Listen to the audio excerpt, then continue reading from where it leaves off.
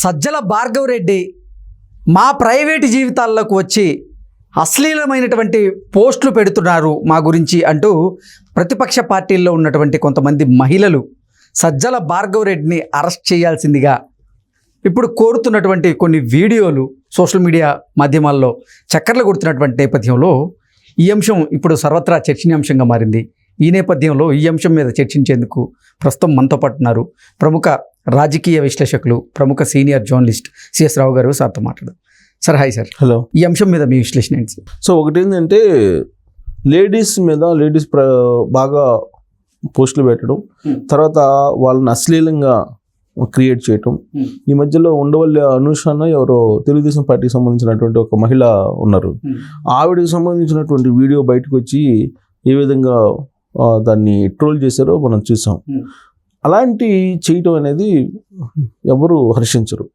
రాజకీయాల్లో ఏదైనా చేయొచ్చు, రాజకీయ విమర్శలు చేయొచ్చు, విధానపరమైనటువంటి అంశాలని తప్పుపట్టచ్చు, ఎన్ని రకాలుగా అయినా చేయొచ్చు. కానీ మహిళల జోలికి వెళ్ళి మహిళల్ని నగ్నంగా చూపిస్తూ మహిళలకు సంబంధించినటువంటి జీవితాల్లోకి వెళ్ళడం అనేది అది ఎవరు హర్షించరు. సో ఇప్పుడు వైఎస్ఆర్ కాంగ్రెస్ పార్టీకి సంబంధించినటువంటి సోషల్ మీడియా ఏదైతే ఉందో ఆ సోషల్ మీడియా ఎక్కువగా లేడీస్ మీద కాన్సన్ట్రేషన్ చేస్తున్నారు అనేది. సపోజ్ మీరు ఏదన్నా ఒక కామెంట్ చేశారనుకోండి, మీకు సంబంధించినటువంటి కుటుంబంలో ఉండేటువంటి మహిళల్ని టార్గెట్గా చేసుకొని వాళ్ళు ఈ విధమైనటువంటి అశ్లీలమైనటువంటి పరుష పదజాలం, అశ్లీలమైనటువంటి పదాలతోటి వాళ్ళు వ్యక్తిత్వ హననం చేస్తున్నారు అనేది చాలా కాలంగా వినిపిస్తుంది. పోలీసులకు అనేకసార్లు కంప్లైంట్ చేసినా కానీ జగన్మోహన్ రెడ్డి ప్రభుత్వం ఉంది కాబట్టి వాళ్ళనేమి కేసులు పెట్టడం కానీ వాళ్ళని అదుపు చేయడం కానీ చేసినటువంటి దాఖలాలు లేవు. అదే తెలుగుదేశం పార్టీ వాళ్ళని అయితే అనేక సందర్భాల్లో కేసులు పెట్టి అర్ధరాత్రి వేళ ఇళ్ల మీదకి వచ్చి వాళ్ళని తీసుకెళ్లిన సందర్భాలు కూడా ఉన్నాయి. అయినంత మాత్రం మనం తెలుగుదేశం పార్టీని సపోర్ట్ చేయట్లా. ఎందుకంటే ఎవరు ముందు చేశారు, ఎవరు తర్వాత చేశారు, గుడ్డు ముందా పిల్ల ముందా అనే దానికి మనం వెళ్ళాం. ఎవరు చేసినా తప్పే, అది ఎవరు చేసినా తప్పే, ఏ పార్టీ వాళ్ళు చేసినా తప్పే. మీరు కావాలంటే సమాజానికి పనికి వచ్చేటట్టు ఆ విధానపరమైన అంశాల మీద పోటీ పడండి. కానీ అలా వ్యక్తిత్వ హననం చేస్తూ అశ్లీలమైనటువంటి దృశ్యాలను పెట్టడం అనేది అది మంచి పద్ధతి కాదు. ఒకటి. రెండేంటంటే షర్మిల విషయంలో కూడా వాళ్ళు వ్యవహరించినటువంటి తీరును మనం చూసాం సోషల్ మీడియా. ఈవెన్ షర్మిలనే చెప్తుంది, ఆవిడ వ్యక్తిగత జీవితంలోకి వెళ్ళి ఆవిడకి ఏదో కొన్ని సంబంధాలు అంటగట్టి ఆవిడ్ని లాస్ట్కి నువ్వు రాజశేఖర రెడ్డికే పుట్టలేదు అనే యాంగిల్లో వాళ్ళు క్రియేట్ చేసి పోస్టులు పెట్టారు. అంటే ఆ స్థాయికి దిగజారిపోవటం అనేది అది అసలు మంచి పరిణామం కాదు. ఒకటి. ముఖ్యమంత్రి హోదాలో ఉన్నటువంటి జగన్మోహన్ రెడ్డి ఆమె కట్టుకున్నటువంటి పసుపు చీరని ప్రస్తావించారని అంటే మరి కింది స్థాయిలో ఉండేటువంటి వాళ్ళకి ఎలాంటి సంకేతం ఇస్తున్నట్టు, ఆయన ప్రోత్సహిస్తున్నట్టే కదా. ప్లస్ ఆయన ప్రచారంలో మొత్తం పవన్ కళ్యాణ్కి సంబంధించిన 3 పెళ్ళిళ్ళ గురించి మాట్లాడతాడు. ఇప్పుడు 3 పెళ్ళిళ్ళ గురించి మాట్లాడినప్పుడు జగన్మోహన్ రెడ్డి ఆలోచించుకోవాల్సింది ఏంటంటే ఒక చట్టాలు ఉన్నాయి, ఆ చట్ట ప్రకారం కొన్ని జరుగుతూ ఉంటాయి.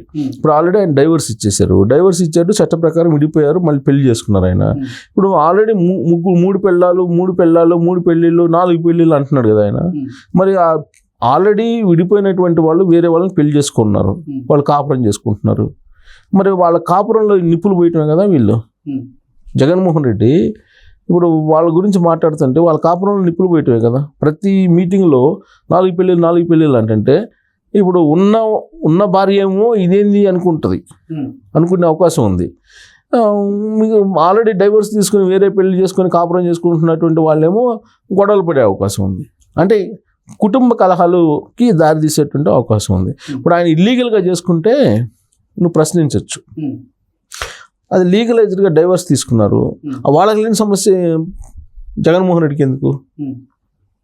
అలాగే సోషల్ మీడియాలో కూడా మొత్తం ఇవే వస్తున్నాయి. ఇప్పుడు లాస్ట్కి అసెంబ్లీలో భువనేశ్వరి శీలాన్ని శంకించారు, ఆ తర్వాత బ్రాహ్మణిని వదిలిపెట్టలేదు, సొంత చెల్లెల్ని వదిలిపెట్టలేదు, ఇంకా బ్రాహ్మణిదే ఉందిలే. కానీ సొంత షర్మిలని ఎలా ఎంటబడ్డారు, డాక్టర్ సునీతని ఏ విధంగా కించపరుస్తూ మాట్లాడారు.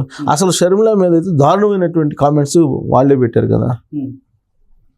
సో సో దాంతో ఇప్పుడు లేడీస్ మీద ఎక్కువగా తెలుగుదేశానికి సంబంధించినటువంటి జనసేనకు సంబంధించినటువంటి మహిళల మీద వీళ్ళు ఎవరైతే కొంచెం అగ్రెసివ్గా వచ్చి మాట్లాడుతూ ఉన్నారో, ఎవరైతే పార్టీ పరంగా విధానాల పరంగా ఎన్నికల్లో ప్రచారం చేస్తున్నారో వాళ్ళకి సంబంధించినటువంటి వ్యక్తిత్వ జీవితాల్లోకి వెళ్ళిపోయి వాళ్ళని వ్యక్తిత్వ హననం చేసేటువంటి ప్రయత్నం చేస్తున్నారు. దాన్ని తట్టుకోలేక లేడీస్ తెలుగుదేశం పార్టీ వాళ్ళు జనసేన వాళ్ళు కలిసి ఎన్నికల కమిషన్ దగ్గరికి వెళ్ళి కంప్లైంట్ చేశారు. కంప్లైంట్ చేసి ఇదేం పద్ధతి సార్, ప్రైవేట్ జీవితాల్లోకి వచ్చేసి అశ్లీలమైనటువంటి దృశ్యాలను పెడుతూ వాళ్ళు వ్యక్తిత్వ హననం చేస్తున్నారు. మీరు వైఎస్ఆర్ కాంగ్రెస్ పార్టీకి సంబంధించినటువంటి సోషల్ మీడియా ఇన్ఛార్జ్ ఎవరైతే ఉన్నారో సజ్జల భార్గవరెడ్డి, అతని మీద చర్యలు తీసుకోండి, సజ్జల రామకృష్ణారెడ్డి మీద కూడా చర్యలు తీసుకోండి అని చెప్పి వాళ్ళు డిమాండ్ చేశారు. ఎందుకంటే మొత్తం ప్రతిదానికి ఆయనే వస్తున్నాడు కాబట్టి ఆయన పేరు కూడా మెన్షన్ చేసి ఆయన మీద కూడా కంప్లైంట్ చేశారు ఎలక్షన్ కమిషన్కి.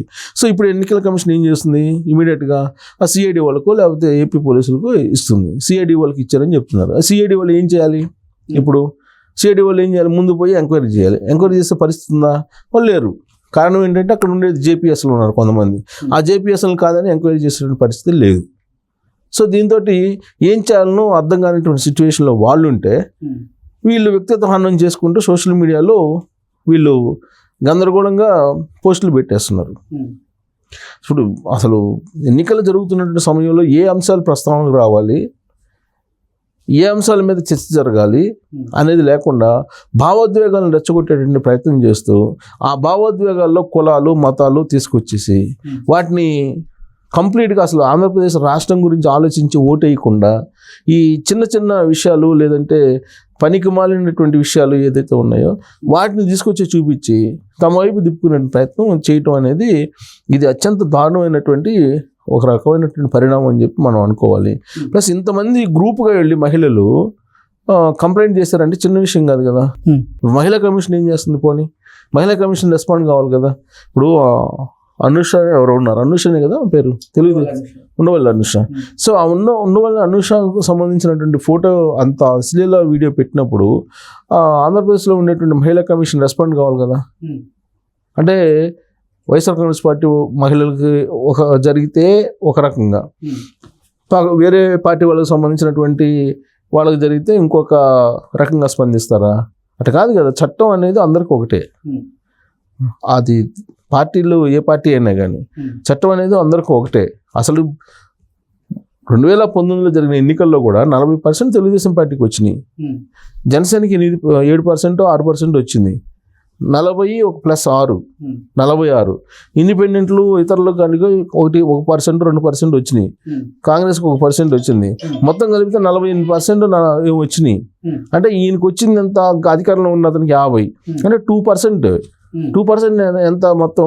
నా దాదాపు 4.5 కోటే ఉన్నట్టున్నారు ఓటర్స్. 4 కోట్లు వేసుకోపోయి సుమారుగా 2%, అంటే దాదాపు 8 నుంచి 10 లక్షల మంది నీకు ఉంది మెజారిటీ, అంతే కదా. సో అయినంత మాత్రం చేత నువ్వు అందరికీ ముఖ్యమంత్రిగా ప్రజాస్వామ్యం చెప్పింది ఏంటంటే మెజారిటీ కాబట్టి నువ్వు అధికారంలో ఉన్నావు. మరి ఇంతమందిని కాదని చెప్పేసి నువ్వు ఏకపక్ష నిర్ణయాలు తీసుకుంటే, లేదంటే వాళ్ళని కించపరుస్తూ మాట్లాడితే అది హర్షణీయం కాదు కదా. ఇప్పుడు అందుకే ఎన్నికల కమిషన్, అట్లీస్ట్ ఎన్నికల కమిషన్ అని, ఇప్పుడు ఎన్నికల కమిషన్ ఆధ్వర్యంలో యంత్రాంగం ఉంది కాబట్టి ఎన్నికల కమిషన్ ఇనిషియేటివ్ తీసుకుని సజ్జల భార్గవరెడ్డి మీద చర్యలు తీసుకోవాలి.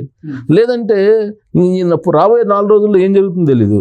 సపోజ్ రేపు ఏదైనా ఎవరన్నా ఓటు బియ్యమనో లేకపోతే వాళ్ళు ఇష్ట ప్రకారం వేస్తారనో, లేదంటే వీళ్ళకి ఓటు వెయ్యరు అని చెప్పి ఏదన్నా భావిస్తే వాళ్ళు, మరి ఆ లేడీ మీద వీళ్ళు ఖచ్చితంగా అశ్లీల దృశ్యాలు పెడతారుగా బ్లాక్మెయిల్ చేయడానికి. అలాంటి పరిణామాలు లేకుండా చర్యలు తీసుకోవాలి election commission. But election commission చేతులు ఎత్తేసినట్టు కనబడుతుంది. అసలు ఎలక్షన్ కమిషన్ యాక్షనే లేదు. ఎలక్షన్ కమిషన్ యాక్షన్ ఉంటే ఇన్ని దాష్టికాలు ఎందుకు జరుగుతాయి? జరగవు కదా. సో కాబట్టి ఎన్నికల కమిషన్ యాక్షన్ తీసుకుంటే కనుక ఇమీడియట్గా సజ్జల భార్గవరెడ్డిని అరెస్ట్ చేసేటువంటి అవకాశం ఉంది. లేదంటే ఇంకా ఆయన రాబోయే రోజుల్లో కూడా అదే చేస్తాడు. Okay sir, thank you sir. Thank you.